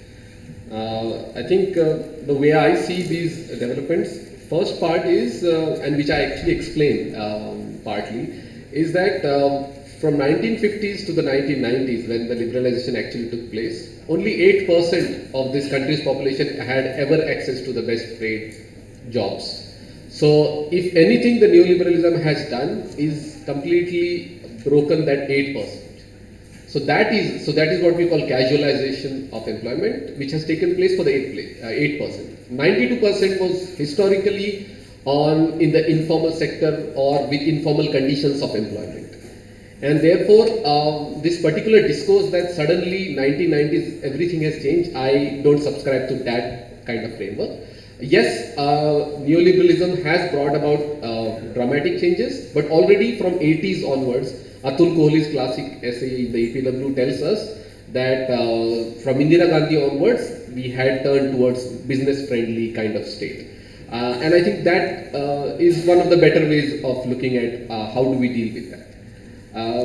And I think the Dalit left question requires probably a longer answer, and I don't think that this what I presented necessarily fits into that, but nonetheless, what I can say is that these are two different movements. They may share some of those, kind of issues, but not necessarily. And their way of looking at marginalization or oppression is also through different frames, and which sometimes misses out all kinds of marginalization.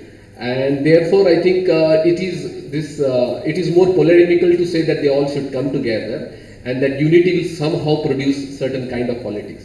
Now, whether they should come or not, each political party should decide on that. As far as the Haryana question is concerned, I would actually urge some of the scholars from Haryana to look at the local factors.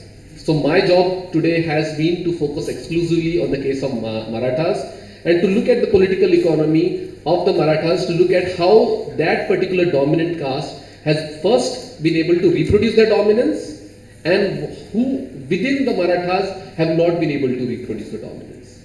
And I have shown that there is one group within the Marathas who has failed to reproduce dominance, and it is their crisis of dominance. Likewise, within the Jats, I'm sure you can classify the Jats based on whatever categories you have, and that could tell us. Maybe land acquisition is one, but there could be some other ways of looking at it. As far as, again, the decline of public sector job question, what probably, I may have not clarified it properly. The public sector itself was not more than 3%, 3 to 4%, historically speaking. So all of the 100 jobs, there were only 4 jobs were in the public sector. So that we have to keep in mind. And that share has again reduced significantly with contractualization, particularly at the clerical level and at the 4th class level. Okay? Which essentially means that you only have a super tiny share of employment, and this is what people are fighting for. And what they feel is that it is only through reservation they can enter now. They feel that this crisis, and this is what I call crisis of dominance, that the only way out for them, they feel, is reservation.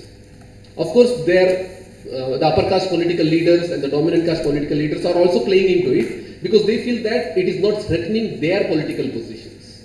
Okay? And as far as the transition to service sector is concerned, the skills and knowledge that were required in, let's say, the earlier economy, the industrial economy, that kind of skills are not required for the service sector economy, number one.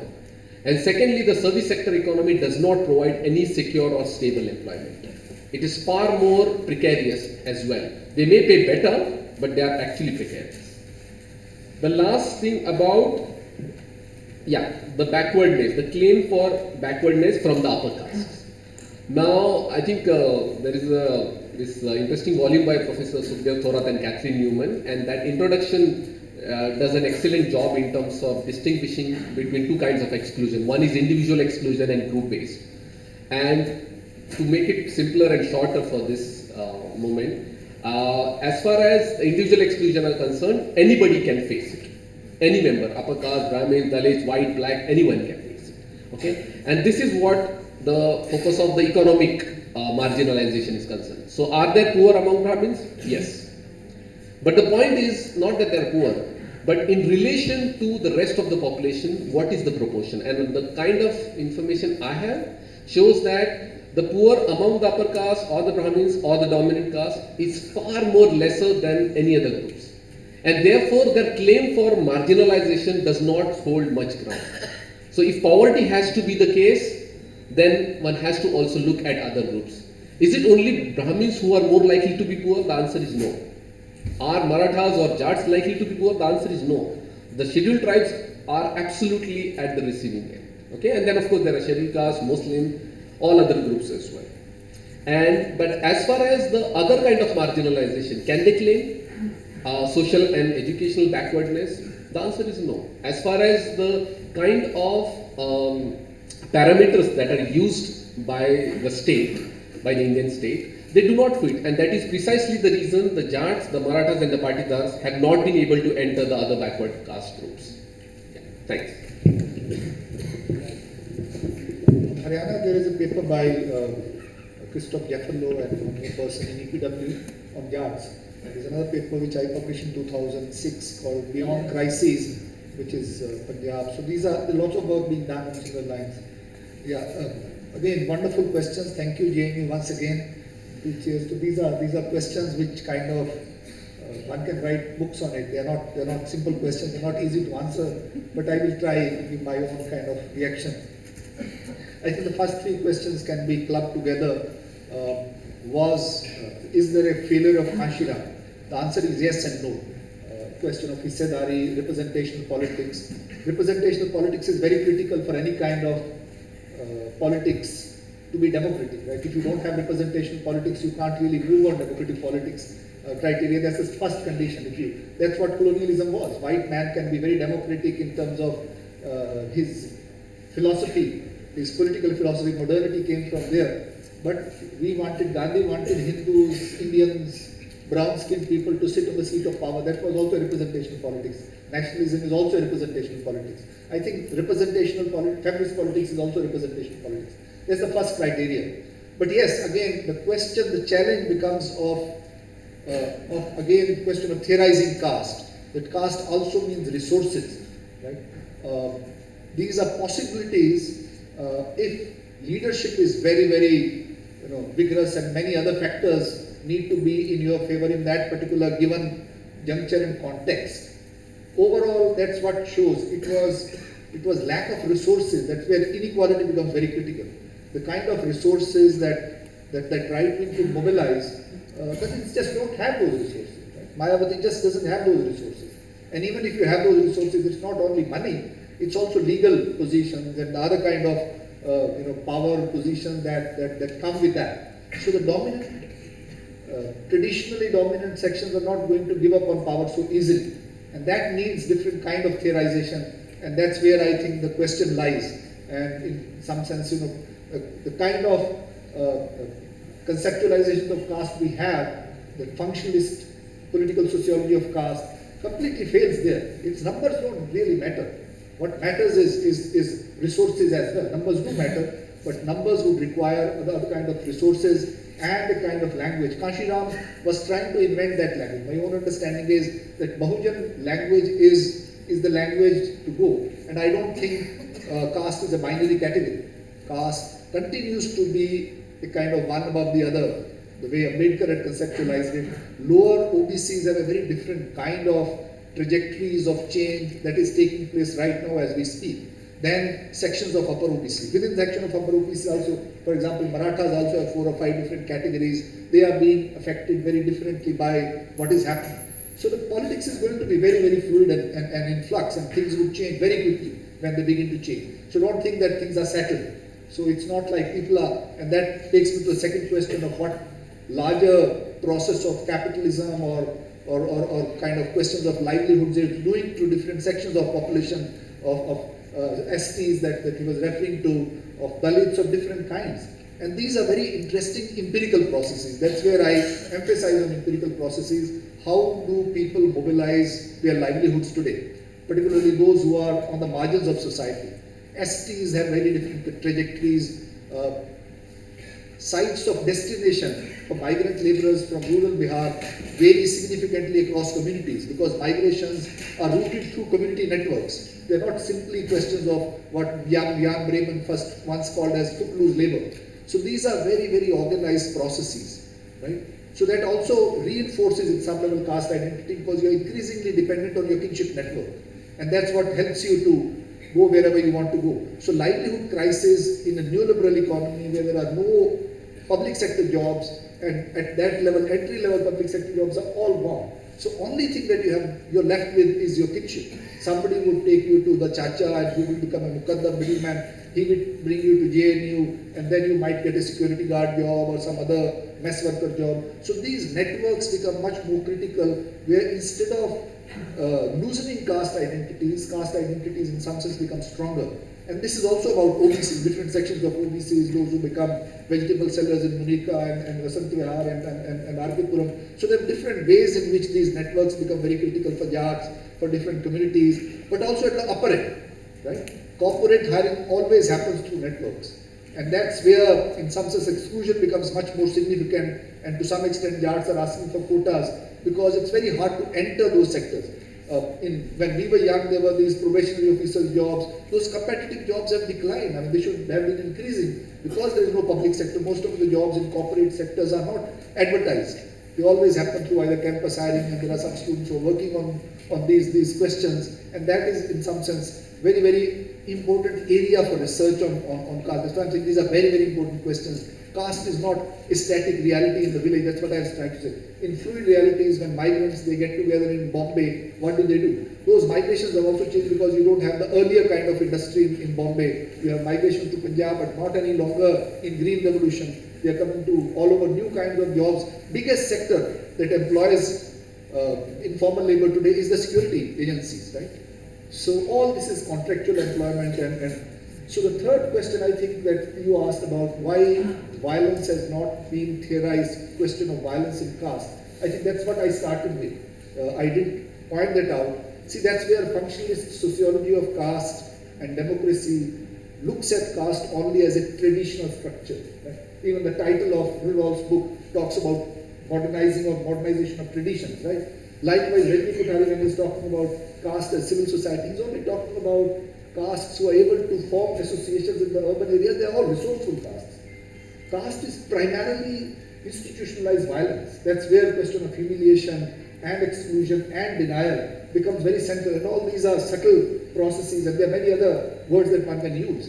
And this is not only in relation to the most untouchable. See, untouchability is also a relative thing, and somebody was talking about upper sections of Dalits. So there is contestation there as well. But within the middle group also, there is a lot of exclusion and violence that happens.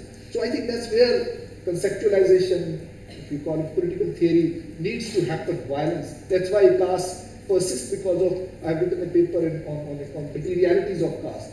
And materialities of caste doesn't only mean land. Materialities of caste also means how much you can mobilize your bullying. Jats could and Marathas could mobilize their violence and bullying and get into power, but not any longer, because nature of state power has changed. State is no longer the resource through which economy functions. The last question about at the local level, even though there is representation, political representatives of Dalits are not effective. No, there are 2 points. One, obviously, and that's what I'm trying to argue. Second, increasingly Dalit entering local politics has become more effective than what it was 30 years back. Because local politics has been abandoned by the dominant castes, or those who are very rich. They are looking for space in the city and the larger market where the future is. So at some level it's become easier, but at the same time you're absolutely right. That is where question of violence becomes very critical. One should not see violence only as physical violence. This is also an instance of violence. Violence means institutionalized humiliation, which you experience every day. And it always was violence. It's not like in the 17th century it was tradition and now it has become violence. In 3rd century also it was violence, because it was violence, it was humiliation, it was, in every sense of the term, violence is not something that has to be articulated. It was also articulated, but it is also an experience which anybody can observe. And it was violence, always. Thank you.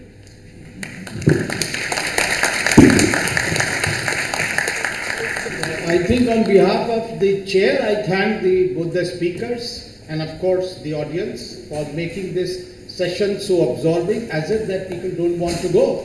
Thank you so much.